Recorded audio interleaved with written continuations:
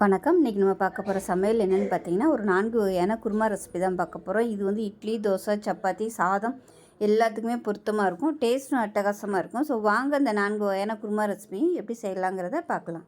இப்போ ஒரு mixie jar எடுத்துக்கலாம். இதில் பார்த்தீங்கன்னா ஒரு 4-5 துண்டு பட்டை சேர்த்துக்கலாம். இது வந்து லேசான பட்டை. இது கூடவே ஒரு 3 கிராம்பு சேர்த்துக்கலாம். இப்போ இதில் ஒரு 1/2 டேபிள் ஸ்பூன் சோம்பு சேர்த்துக்கலாம். அதே மாதிரி 1/2 டேபிள் ஸ்பூன் சீரகம் சேர்த்துக்கலாம். அதே போல் 1/2 டேபிள் ஸ்பூன் மிளகு சேர்த்துக்கலாம். இது கூடவே ஒரு 6 பல் பூண்டு சேர்த்துக்கலாம். சின்ன துண்டாக ஒரு 5-6 துண்டு இஞ்சி சேர்த்துக்கலாம். இது கூடவே காரத்துக்கு ஏற்ற மாதிரி பச்சை மிளகாய் வந்து நான் 5 எடுத்துருக்கேன், உடச்சிட்டு சேர்த்துக்கலாம். இதுக்கு வந்து ஃபுல் அண்ட் ஃபுல் பச்சை மிளகாய் காரம் தான், அதனால் எவ்வளோ தேவையோ அதுக்கு தகுந்த மாதிரி சேர்த்துக்கோங்க. ஒரு கைப்பிடி அளவுக்கு கொத்தமல்லி, ஒரு கைப்பிடி அளவுக்கு புதினா சேர்த்துக்கலாம். இப்போ இதில் கொஞ்சமாக கருவேப்பிலை சேர்த்துக்கலாம். இது கூடவே ஒரு 4 டேபிள் ஸ்பூன் துருவன தேங்காய், அதே போல் 4 டேபிள் ஸ்பூன் பொட்டுக்கடலை சேர்த்துக்கலாம். இப்போ இது கூடவே மீடியம் சைஸாக ஒரு பெரிய வெங்காயம் சும்மா ரஃப்பாக கட் பண்ணிட்டு அதை சேர்த்துக்கலாம். இது கூடவே 10 சின்ன வெங்காயமும் சேர்த்துக்கலாம். சின்ன வெங்காயம் சேர்த்திங்கன்னா டேஸ்ட் நல்லாயிருக்கும். இப்போ இதில் கொஞ்சமாக தண்ணி விட்டு நல்லா நைஸாக அரைச்சிட்டு பார்க்கலாம். இப்போ நல்லா நைஸாக அரைச்சாச்சு, தனியாக இருக்கட்டும்.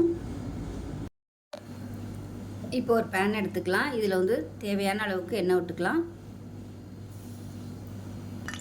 இப்போ எண்ணெய் நல்லா சூடாயிருச்சு. ஒரு டீஸ்பூன் போல் சோம்பு சேர்த்துக்கலாம். இதில் கொஞ்சமாக கல்பாசி சேர்த்துக்கலாம். நல்லா வாசனையாக இருக்கும். அது கூடவே அன்னாச்சி பூ ஒன்று சேர்த்துக்கலாம். பிரியாணியில் வந்து பிச்சுட்டு சேர்த்துக்கலாம். இப்போ இதில் மீடியம் சைஸாக 2 தக்காளி சேர்த்துக்கலாம்.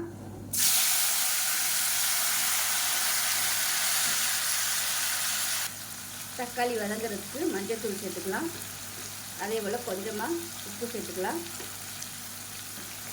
தக்காளி நல்லா மசிகிற அளவுக்கு வதக்கி விட்டுக்கோங்க. அடுப்பு நல்லா குறைச்சி வச்சுட்டு தக்காளி சாஃப்டாக வேகிறதுக்கு மூடி வச்சிடலாம். இது பாருங்கள், தக்காளி நல்லா வதங்கிடுச்சு. இது வந்து கருவேப்பிலை சேர்த்துக்கலாம். சேர்த்துட்டு நல்லா ஒரு பரட்டி விட்டுக்கலாம். பரட்டிட்டு இப்போ இதில் வந்து கறி மசாலா வந்து சேர்த்துக்கலாம். நல்லா ஒரு டீஸ்பூன் போல் கறி மசாலா போட்டு இதை சேர்த்துக்கலாம். நல்லா ஒரு வாசனையாக இருக்கும். இது இல்லைன்னா நீங்கள் கரம் மசாலா கூட சேர்த்துக்கலாம். இப்போ இது எல்லாத்தையும் ஒரு 2 நிமிஷம் வதக்கிட்டு நம்ம அரைச்சி வச்சுருக்க இந்த பேஸ்ட்டை வந்து சேர்த்துக்கலாம். தக்காளி இந்தளவுக்கு நல்லா வதங்கணும். இப்போ நம்ம அரைச்ச பேஸ்ட்டை சேர்த்துக்கலாம். சேர்த்துட்டு ஒரு 2 நிமிஷம் வதக்கி விட்டுக்கலாம். இப்போ நல்லா வதங்கிடுச்சு. ஓரம்லாம் எண்ணெய் விட ஆரம்பிக்குது. இந்த ஸ்டேஜில் மிக்ஸியை அலசிட்டு அந்த தண்ணியை வந்து சேர்த்துக்கலாம். சேர்த்துட்டு பக்கத்தில் தண்ணி வந்து சூடு பண்ணி வச்சுருக்கேன். இப்போ அந்த தண்ணியை வந்து இதோட சேர்த்துக்கலாம். திக்னஸ் எவ்வளோ வேணுங்கிறத பார்த்துக்கிட்டு தண்ணி சேர்த்துக்கங்க. நல்லா கலந்து விட்டுட்டு கொதிக்கட்டும். இன்னும் கூட தண்ணி ஊற்றலாம். நல்லா கொதிக்க ஆரம்பிக்கட்டும். இப்போ இதில் தேவையான அளவுக்கு உப்பு சேர்த்துக்கலாம். இப்போ பாருங்கள், நல்லா கொதிக்க ஆரம்பிச்சிருச்சு. பச்சை வாசனை போயிருச்சு. இப்போ இந்த ஸ்டேஜில் அதில் ஒரு 2 டேபிள் ஸ்பூன் இட்லி மாவு எடுத்திருக்கேன். புளிச்ச இட்லி மாவு. அதை வந்து நல்லா தண்ணியில் கரைச்சி வச்சுருக்கேன். இப்போ அதை சேர்த்துக்கலாம். சேர்த்துட்டு உடனே கிளறி விட்டுக்கோங்க. இது வந்து நல்ல ஒரு திக்னஸ் கொடுக்கும். தண்ணி தேவைப்பட்டுச்சுன்னா நீங்கள் வந்து சுடு தண்ணியாக ஊற்றிக்கோங்க. இது வந்து கெட்டியாக இருக்குது. கொஞ்சமாக நான் தண்ணி சேர்த்துக்கிறேன். சேர்த்துட்டு நல்லா கொதிக்கட்டும். இப்படி நல்லா ஷைனிங்காக வரும். அந்த ஸ்டேஜில் கருவேப்பிலையை போட்டு அமர்த்திடலாம். ஆற நல்லா உங்களுக்கு கெட்டியாகிட்டே வரும். அதனால் தண்ணி வந்து நீங்கள் தாராளமாகவே ஊற்றிக்கலாம். இப்போ இதில் உப்பு கம்மியாக இருக்குது. கொஞ்சமாக உப்பு சேர்த்துக்கிறேன். அடுப்பு வந்து இப்போ நல்லா குறைச்சி வச்சுங்க. குறைச்சி வச்சுட்டு நல்லா அப்படியே பலன்னு வரணும். அந்தளவுக்கு கொதிக்க விட்டுக்கலாம். ரொம்ப நேரம் கொதிக்கணும்னு அவசியம் இல்லை. மாவோட பச்சை தன்மை போகிற வரைக்கும் கொதிச்சா போதும். இப்போ நல்லா கொதிச்சிருச்சு. இப்போ இந்த ஸ்டேஜில் கருவேப்பிலை வந்து நல்லா கிள்ளி போட்டு அமர்த்திடலாம். அவ்வளோதான். அருமையான குருமா ரெடி ஆயிடுச்சு. எப்பயும் போல் பண்ணாமல் இது மாதிரி கொஞ்சம் டிஃப்ரெண்ட்டாக பண்ணுங்கள். இட்லி, தோசை, சப்பாத்தி எல்லாத்துக்குமே சூப்பராக இருக்கும். செஞ்சு பாருங்கள். செஞ்சு பார்த்துட்டு எப்படி வந்துச்சுங்கிறத சொல்லுங்கள். வீடியோ பிடிச்சிச்சுன்னா லைக் பண்ணுங்கள், கமெண்ட் பண்ணுங்கள், சேனலை சப்ஸ்கிரைப் பண்ணுங்கள், பக்கத்தில் உள்ள பெல் பட்டனையும் ப்ரெஸ் பண்ணுங்கள். நன்றி. ஒரு பேன் எடுத்துக்கலாம். இதில் தேவையான அளவுக்கு எண்ணெய் சேர்த்துக்கலாம். தேங்காய் எண்ணெய் சேர்த்துக்கோங்க, நல்ல ஃப்ளேவராக இருக்கும். எண்ணெய் சூடானதும் ஒரு டீஸ்பூன் போல் கடுகு சேர்த்துக்கலாம். அதே மாதிரி ஒரு டீஸ்பூன் போல் சோம்பு சேர்த்துக்கலாம். கடுகு சோம்பு பொரிய ஆரம்பிக்குது. இதில் வந்து கருவேப்பிலை சேர்த்துக்கலாம். இப்போ இதில் மீடியம் சைஸில் ஒரு பெரிய வெங்காயம், ஒரு 7 சின்ன வெங்காயம் முழுசாக அப்படியே சேர்த்துக்கலாம்.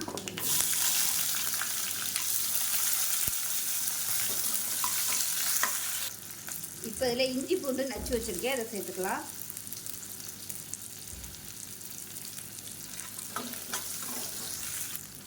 இப்போ வெங்காயம், இஞ்சி பூண்டு எல்லாமே நல்லா வதங்கிடுச்சு. இப்போ இதில் மீடியம் சைஸாக 2 தக்காளி கட் பண்ணதை சேர்த்துக்கலாம்.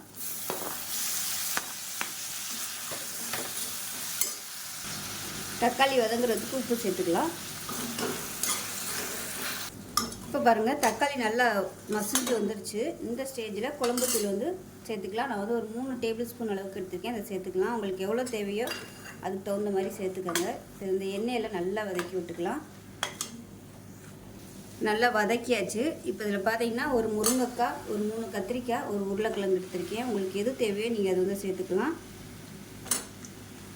இது எல்லாத்தையும் சேர்த்துட்டு நல்லா வதக்கி விட்டுக்கலாம். இப்போ காய்கறி நல்லா வதங்கிடுச்சு. இப்போ தேவையான அளவுக்கு தண்ணி சேர்த்துக்கலாம். நான் வந்து நல்லா சுடு தண்ணியாக சேர்த்துருக்கேன். இப்போ இது வந்து நல்லா கலந்து விட்டுட்டு கொதிக்க விட்டுக்கலாம். இது நல்லா காயெல்லாம் வேகட்டும். வெந்ததுக்கப்புறம் பார்க்கலாம். இப்போ குழம்பு எப்படி இருக்குன்னு பார்க்கலாம். பாருங்கள், நல்லா கொதிச்சிருச்சு. முருங்கைக்காயுமே நல்லா வெந்துருச்சு. பார்க்கையிலே தெரியுது, நல்லா விரிய ஆரம்பிச்சிருச்சு. முருங்கைக்காய் நல்லா வெந்துருச்சு. இந்த ஸ்டேஜில் தேங்காய், கசகசா, 2 முந்திரி பருப்பு போட்டு நல்லா நைஸாக அரைச்சி வச்சுருக்கேன். இந்த பேஸ்ட்டை சேர்த்துக்கலாம். இப்போ மிக்ஸி அலசிட்டு இந்த தண்ணி கொஞ்சம் சேர்த்துக்கலாம். நல்லா கலந்து விட்டுக்கலாம். இப்போ இதில் ஒரு கைப்பிடி அளவுக்கு பாசிப்பருப்பு நல்லா வேக விட்டு எடுத்து வச்சுருக்கேன். இப்போ அதை சேர்த்துக்கலாம். சேர்த்துட்டு நல்லா கலந்து விட்டுக்கலாம். இது எல்லாமே சேர்ந்து நல்லா கொதிச்சு வரட்டும். இது எல்லாத்தையும் கலந்துட்டு மீடியமான ஃப்ளேமில் கொதிக்கட்டும். மூடி வச்சிடலாம். இப்போ எப்படி இருக்குன்னு பார்க்கலாம். பாருங்கள், நல்லா கொதிச்சிருச்சு. நல்ல ஒரு வாசனை வருது. மீடியமான ஃப்ளேம்லேயே கொதிக்க விட்டுக்கோங்க. ஏன்னா தேங்காய் வந்து திரியாக ரொம்ப ஹையில் வச்சு கொதிக்க விட்டோம்னா இப்போ அவ்வளோதான், அமர்த்திடலாம். இது வந்து கொஞ்சம் தண்ணியாட்டம் வச்சிங்கன்னா தான் நல்லாயிருக்கும். இது ஆறுச்சுன்னா நல்லா கெட்டியாக வந்துடும். மேலாப்பில் கொத்தமல்லி சேர்த்துக்கலாம். உப்பெல்லாம் கரெக்டாக இருக்கான்னு செக் பண்ணி பார்த்துட்டு கலந்து விட்டுக்கோங்க. அவ்வளோதான், அருமையான முருங்கைக்காய், கத்திரிக்காய் போட்டு பொரிச்சு குழம்பு ரெடி ஆயிடுச்சு. இது டிஃபன் ஐட்டத்துக்கும் சாதத்துக்குமே தொட்டு சாப்பிட்றதுக்கு அருமையாக இருக்கும். ஒரு மிக்ஸி ஜார் எடுத்துக்கலாம். 1 டேபிள் ஸ்பூன் கொத்தமல்லி விதை சேர்த்துக்கலாம். 1/2 டேபிள் ஸ்பூன் சோம்பு சேர்த்துக்கலாம். 1/2 டேபிள் ஸ்பூன் சீரகம், 1/4 டேபிள் ஸ்பூன் மிளகு, சின்னதாக பட்டை சேர்த்துக்கலாம். ஏலக்காய் 2 சேர்த்துக்கலாம். கொஞ்சமாக கல்பாசி, பொடியாக கட் பண்ண முந்திரி பருப்பு சேர்த்துக்கலாம். 1/4 டேபிள் ஸ்பூன் கசகசா, 8 பச்சை மிளகா சேர்த்துக்கலாம். மெஷரிங் கப்பில் 3/4 கப் அளவுக்கு துருவின தேங்காய் சேர்த்துக்கலாம். இப்போ இதில் கொஞ்சமாக தண்ணி ஊற்றிட்டு நல்லா நைஸாக அரைச்சிட்டு பார்க்கலாம். இப்போ இன்னொரு மிக்ஸி ஜார் எடுத்துக்கலாம். இதில் வந்து ஒரு 4 சின்ன வெங்காயம், ஒரு 5லேருந்து 6 பூண்டு பல் சேர்த்துக்கலாம். அதே மாதிரி சின்ன துண்டாக ஒரு 5-6 துண்டு வர மாதிரி இஞ்சி வந்து நச்சு வச்சுருக்கேன், அதையும் சேர்த்துக்கலாம். இப்போ இது எல்லாத்தையுமே நல்லா நைஸாக அரைச்சிக்கலாம். தண்ணி கொஞ்சமாக விட்டு நல்லா நைஸாக அரைச்சிக்கலாம். திரியாக இருக்கக்கூடாது. நல்லா நைஸாக அரைச்சிட்டு பார்க்கலாம். ஒரு பேன் எடுத்துக்கலாம். தேவையான அளவுக்கு எண்ணெய் சேர்த்துக்கோங்க. இப்போ இதில் தேவையான அளவுக்கு நெய் சேர்த்துக்கலாம். நெய் சேர்த்திங்கன்னா பாயாக்கு வந்து டேஸ்ட்டு சூப்பராக இருக்கும். ஆப்ஷனல் தான், இது வந்து விருப்பப்பட்டால் நீங்கள் சேர்த்துக்கோங்க, இல்லைன்னா விட்டுருங்க. எண்ணெய் நல்லா சூடாயிருச்சு. ஒரு பிரியாணி இலை சேர்த்துக்கலாம். அது கூடவே ஒரு டீஸ்பூன் போல் சோம்பு சேர்த்துக்கலாம். இப்போ இது எல்லாமே பொரியுது. இந்த ஸ்டேஜில் ஒரு கைப்பிடி அளவுக்கு புதினா இலை சேர்த்துக்கலாம். கருவேப்பிலை இலை கொஞ்சமாக சேர்த்துக்கலாம். நீளமாக நறுக்கின ஒரு பெரிய வெங்காயம் சேர்த்துக்கலாம்.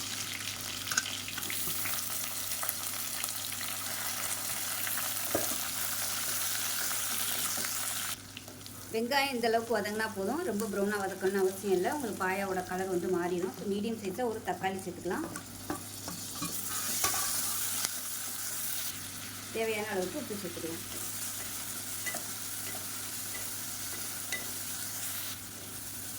இப்போ அதில் இஞ்சி பூண்டு பேஸ்ட்டு சேர்த்துக்கலாம். நம்ம அரைச்சி வச்சுருந்ததை சேர்த்துக்கலாம். இதையும் சேர்த்து நல்லா வதக்கி விட்டுக்கலாம் பச்சை வாசனை போக. இஞ்சி பூண்டு பேஸ்ட்டு பச்சை வாசனை போக வதக்கியாச்சு. இப்போ இதில் பார்த்தீங்கன்னா ஒரு முருங்கைக்காயும் ஒரு உருளைக்கிழங்கும் கட் பண்ணி வச்சுருக்கேன். இதை சேர்த்துக்கலாம். நான் வந்து ரெண்டும் கலந்து சேர்த்துருக்கேன். நீங்கள் வெறும் முருங்கைக்காய் போட்டு பண்ணுறதுனாலும் பண்ணிக்கலாம். உருளைக்கிழங்கும் சேர்த்து பண்ணையில் நல்லாயிருக்கும், திக்னஸாகவும் இருக்கும். இப்போ இதில் 1 டேபிள் ஸ்பூன் தயிர் சேர்த்துக்கலாம். இப்போ தயிர் சேர்த்து நல்லா வதக்கியாச்சு. நல்லா எண்ணெய் பிரிய ஆரம்பிச்சிருச்சு. இப்போ நம்ம அரைச்சி வச்சுட்டு அந்த தேங்காய் பேஸ்ட்டை சேர்த்துக்கலாம். இப்போ மிக்ஸி அரைச்சிட்டு கொஞ்சமாக தண்ணி சேர்த்துக்கலாம். இப்போ அதை கலந்து விட்டுட்டு இன்னும் கொஞ்சம் தண்ணி சேர்த்துக்கலாம். குருமா எந்த அளவுக்கு உங்களுக்கு திக்னஸ் வேணுமோ அதுக்கு தகுந்த மாதிரி வச்சுக்கோங்க. இட்லி தோசைக்கு சாப்பிட்றீங்கன்னா கொஞ்சம் தண்ணியாட்டம் வச்சுக்கோங்க இட்லிக்குனா. இதே நீங்கள் சப்பாத்திக்கு சாப்பிட்ற மாதிரி இருந்துச்சுன்னா கொஞ்சம் கெட்டியாக வச்சுக்கோங்க. இதில் கொஞ்சமாக தண்ணி ஊற்றிக்கலாம். நான் வந்து இன்றைக்கி சப்பாத்திக்கு தான் இது வச்சுருக்கிறேன், அதனால் கொஞ்சம் கெட்டியாகவே வச்சுருக்கேன். அவ்வளோதான். உப்பு செக் பண்ணி பார்த்துட்டு உப்பு பத்தலைன்னா போட்டுக்கலாம். இது நல்லா திக்காக தான் இருக்குது, இன்னும் கொஞ்சம் தண்ணி சேர்த்துக்கிறேன். அவ்வளோதான். உப்பெல்லாம் எனக்கு போதும். உரப்பும் கரெக்டாக இருக்குது, ரொம்ப காரம் இல்லை, கரெக்டாக இருக்குது. அப்படி உரப்பு கம்மியாக இருந்துச்சுன்னா நீங்கள் 2 பச்சை மிளகாய் வந்து சேர்த்துக்கோங்க வதக்கையில். இப்போ மேலாப்பில் கொத்தமல்லியில் சேர்த்துக்கலாம். கொஞ்சமாக சேர்த்துட்டு மூடி வச்சிடலாம். மூடி வச்சுட்டு நல்லா ஒரு 3 விசில் விட்டுட்டு ஸ்டீம் போனதுக்கப்புறம் பார்க்கலாம். இப்போ பாயா எப்படி இருக்குன்னு பார்க்கலாம். அருமையான முருங்கைக்காய் உருளைக்கிழங்கு பாயா ரெடி ஆகிடுச்சு. பாருங்கள், பார்க்கவே சூப்பராக இருக்குது. பாருங்கள், டேஸ்ட் நல்லா அட்டகாசமாக இருக்கும். ஒரு தடவை இது மாதிரி செஞ்சு பாருங்கள். சப்பாத்தி, இட்லி, தோசை எல்லாத்துக்குமே சூப்பராக இருக்கும். நெய் சாதத்துக்கு கூட இது மாதிரி நீங்கள் பாயா வச்சு சாப்பிட்டிங்கன்னா அருமையாக இருக்கும். நான் வந்து இன்றைக்கி சப்பாத்தியோட சாப்பிட போகிறேன். ஸோ இந்த வீடியோ பிடிச்சிச்சுன்னா லைக் பண்ணுங்கள், கமெண்ட் பண்ணுங்கள், சேனலை சப்ஸ்கிரைப் பண்ணுங்கள், பக்கத்தில் உள்ள பெல் பட்டனையும் ப்ரெஸ் பண்ணுங்கள். நன்றி. மணக்கிற மாதிரி மட்டன் குருமா எப்படி செய்யலாங்கிறத பார்க்கலாம். ஒரு மிக்ஸி ஜார் எடுத்துக்கலாம். 3/4 கப் அளவுக்கு துருவன தேங்காய் சேர்த்துக்கலாம். 1/4 டீஸ்பூன் போல் கசகசா, 1 டேபிள் ஸ்பூன் பொட்டுக்கடலை சேர்த்துக்கலாம். இது கூடவே 4 முந்திரி பருப்பு சேர்த்துக்கலாம். அதே போல் 4 பாதாம் பருப்பு சேர்த்துக்கலாம். 1 டீஸ்பூன் சோம்பு சேர்த்துக்கலாம்.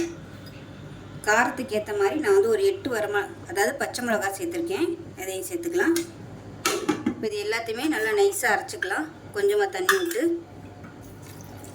பாதாம், முந்திரி, கசகசா இது 3மே டைம் இருந்துச்சுன்னா சுடுதண்ணில் ஊற வச்சுக்கோங்க. நான் வந்து இன்றைக்கி அப்படியே சேர்த்துருக்கேன். இப்போ அரைச்சிட்டு பார்க்கலாம். இப்போ ஒரு குக்கர் எடுத்துக்கலாம். அதில் தேவையான அளவுக்கு எண்ணெய் சேர்த்துக்கலாம். இப்போ இது கூடவே நெய் சேர்த்துக்கலாம். இது வந்து ஆப்ஷனல் தான், நெய் சேர்த்திங்கன்னா நல்லாயிருக்கும். எண்ணெய் நல்லா சூடானதும் ஒரு பிரியாணியில் சேர்த்துக்கலாம். இது கூடவே கரம் மசாலா எல்லாமே சேர்த்துக்கலாம். பட்டை, கிராம்பு, ஏலக்காய், சோம்பு, கல்பாசி, அன்னாச்சிப்பூ எல்லாமே ஒன்று சேர்த்துக்கலாம். இது எல்லாமே பொரியவும் ஒரு கைப்பிடி அளவுக்கு புதினா இலை சேர்த்துக்கலாம். மீடியம் சைஸாக ஒரு பெரிய வெங்காயம் நீளமாக இருக்கிறது சேர்த்துக்கலாம்.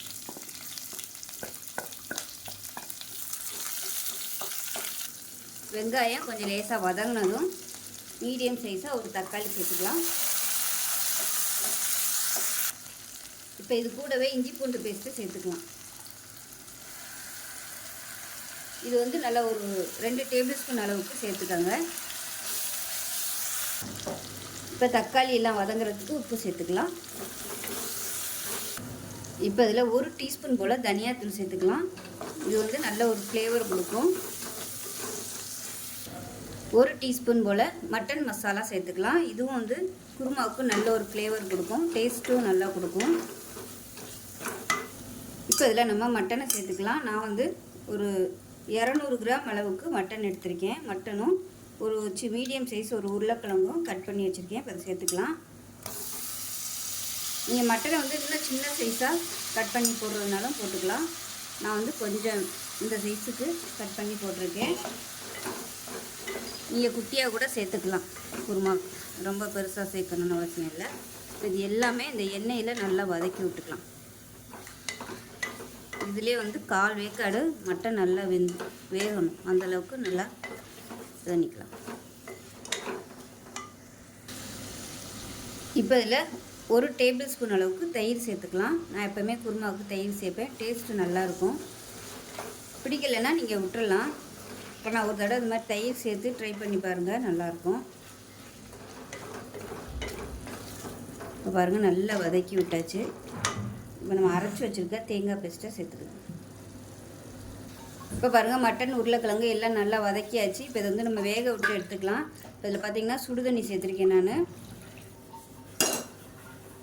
உங்களுக்கு குருமா எந்த அளவுக்கு தேவையோ அந்த அளவுக்கு சேர்த்துக்கோங்க. நான் வந்து ஒரு 1/2 லிட்டர் அளவுக்கு தண்ணி சேர்த்துருக்கேன். இப்போ குக்கரை மூடி வச்சிடலாம். மூடி வச்சுட்டு நல்லா ஒரு 6 விசில், மட்டனுக்கு வந்து எத்தனை விசில் விடுவீங்களோ அத்தனை விசில் விட்டுட்டு ஸ்டீம் போனதுக்கப்புறம் பார்க்கலாம். இப்போ பார்த்திங்கன்னா நல்லா ஒரு 6 விசில் விட்டு ஸ்டீம்லாம் நல்லா இறங்கிருச்சு. இப்போ உடனே நம்ம வந்து திறந்துக்கலாம். திறந்துட்டு நல்லா கலந்து விட்டுடலாம். மட்டன் வந்து நல்லா வெந்திருக்கும் ஓரளவுக்கு. இப்போ நம்ம அரைச்சி வச்சுருக்க தேங்காய் பேஸ்ட்டை சேர்த்துக்கலாம். இப்போ இதுவே சிக்கனாக இருந்துச்சுன்னா 2 விசில் தேங்காயெலாம் ஊற்றி 2 விசில் விட்டிங்கன்னா போதும். இது மட்டன்ன்றதுனால நம்ம நல்லா வேக வைக்கணும். இதை நல்லா கலந்து விட்டுட்டு இன்னும் கொஞ்சம் தண்ணி சேர்த்துக்கலாம். இப்போ மிக்ஸியை அலசிட்டு தண்ணி சேர்த்துக்கலாம். இந்த ஸ்டேஜில் உப்பெல்லாம் எப்படி இருக்குன்னு செக் பண்ணி பார்த்துக்கலாம். இப்போ திருப்பி குக்கரை மூடி வச்சிடலாம். மூடி வச்சுட்டு இப்போ குக்கரை மூடி வச்சிடலாம். மூடி வச்சுட்டு திருப்பி ஒரு 2 விசில் விட்டுட்டு பார்க்கலாம். இப்போ குருமா எப்படி இருக்குன்னு பார்க்கலாம். இப்போ பாருங்கள் சூப்பராக வந்துடுச்சு குருமா. உங்களுக்கு இந்த திக்னஸ் போதும்னா இட்லி தோசைக்கெலாம் சப்பாத்திக்கெலாம் அந்த திக்னஸ் இருந்தால் தான் நல்லாயிருக்கும். இல்லை இன்னும் கொஞ்சம் தண்ணியாக வேணும்னு நினச்சிங்கன்னா இன்னும் கொஞ்சம் நீங்கள் சுடு தண்ணி ஊற்றி லைட்டாக அப்படியே கொதிக்க விட்டிங்கன்னா சூப்பராக வந்துடும்.